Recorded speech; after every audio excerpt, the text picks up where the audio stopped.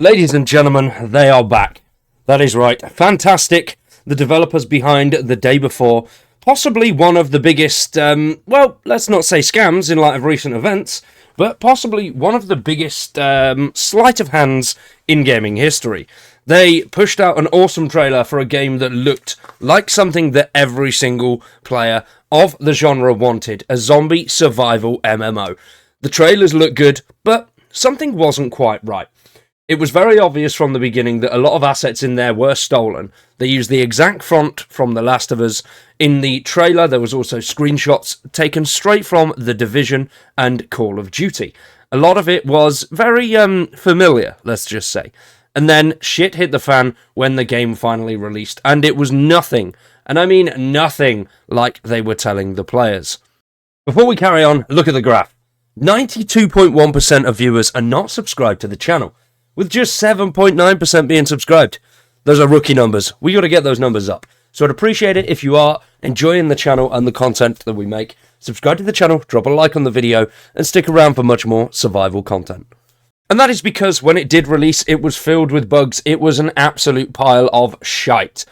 I was so excited for this game, and there was a very small part of me that really wanted it to be real. But unfortunately, it was not the case. When it did finally release, back in 2023, I think it was, and, well, it flopped hard, and they were forced to give refunds to every single person.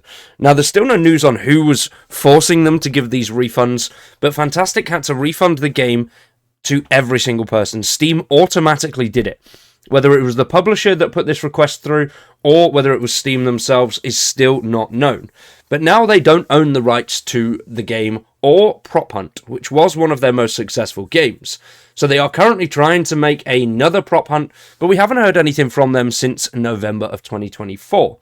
They did start a Kickstarter campaign for a game called Factorio, which was basically it was going to be a sort of Among Us type game, just a little game that you could play with friends. Their Kickstarter got absolutely nowhere, and quite rightly so.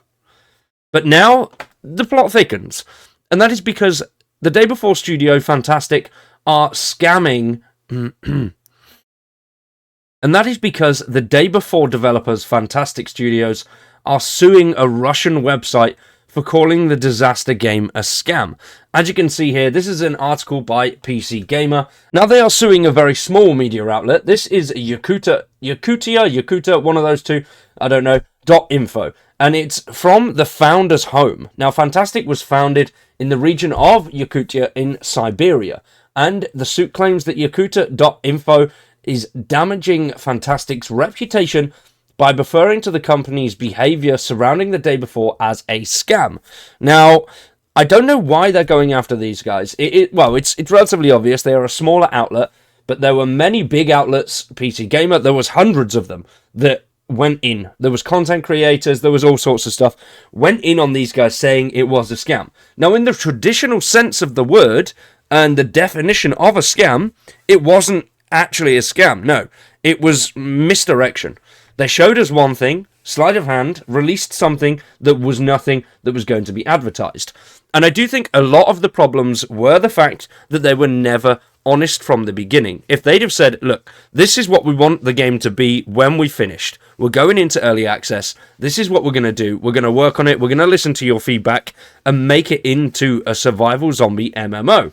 But instead, when the game released, it was more of a extraction type zombie game where there were no zombies, there was nothing out on the land, there was nothing there. You were in a massive city and you couldn't go anywhere, you couldn't do anything. It was, in the traditional sense of the word, a scam. Now, by definitions, it wasn't actually a scam, no, it was just misdirection. But them suing outlets is ridiculous. They released a press report a few months ago, back in, I'm pretty sure it was sort of September of 2024, where they said, we're having a rebrand, we're going to redo everything, we're going to make the games right, we're going to make the games that you guys want, which is when they come out with their Factorio game and a Kickstarter for that, which, asking for money off of people after everything that they've done is a blatant slap in the face. So I don't understand why or where they thought they were going to get any money whatsoever. The Kickstarter was taken down shortly after because they didn't raise any money at all. So it was pointless. It was a pointless endeavor. It was just basically them rebranding and saying, look, here we are, this is what we're doing, and things are going to be better going forward. And if they didn't ask for a Kickstarter, and they just released that little indie game and said, look, we're going to do things better, I think things could have worked out a lot better. And it may have actually started on the path to something. Them now going into their prop hunt game, nobody's going to want to buy this. Nobody's going to be interested in what this studio has to offer because of the lies that they did. And them saying that they come out on the defensive so much back in 2023 when they day before released. Instead of just being humble and saying, look, right, we fucked up. I'm sorry. We're going to try and make this the game that we've showed you guys. They may have got a little bit of leeway from people, but they didn't do that. Now, Yakuza Info itself said the suit pivots on one story that referred to Fntastic's activity as a scam, as well as another story that paraphrased YouTube influencers who accused the day before of having copied or borrowed mechanics from other games. So, well, it's what they did. And there were other people that said this. If they really wanted to actually do something about this, they'd send out blanket suits against everybody that has done this. It wouldn't work. They'd get sued into the ground. They'd get absolutely annihilated. But if they really want to make a statement saying, you know, this wasn't a scam, we just fucked up a little bit, then you do this to everybody in a blanket statement. This could just be some form of publicity. There's probably a chance that they may know, if they are from the same region together, they may know the owners of this magazine. This could be something just to get their name back out in the spotlight.